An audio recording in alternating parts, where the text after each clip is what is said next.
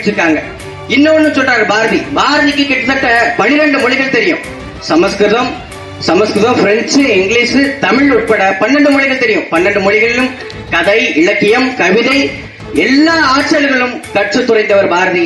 அந்த பாரதி சொல்றாரு, யாமறிந்த மொழிகளிலே தமிழ் மொழி போல் இனிதாவது எங்கும் காணும் என்கின்றார்.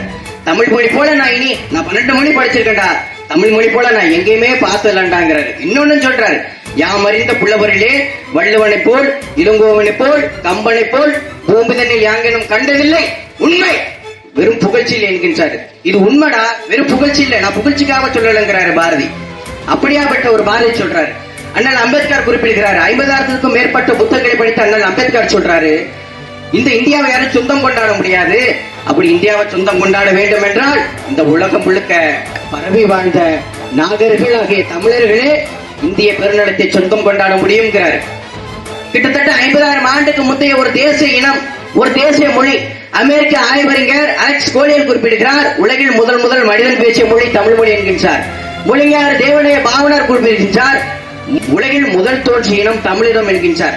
அப்படியாப்பட்ட ஒரு தமிழ் இன்னைக்கு சிதைந்து அழிக்கப்பட்டுக் கொண்டிருக்கின்றது. பெருமக்களே, நீங்கள் இதெல்லாம் உணர வேண்டும்.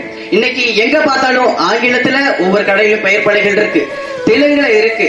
இன்னைக்கு திருவண்ணாமலை அருணாச்சலமாக மாற்றப்பட்டுக் கொண்டிருக்கின்றது. இதற்கு முன்னாடி எங்கும் தமிழ், எதிலும் தமிழாக இருந்தது.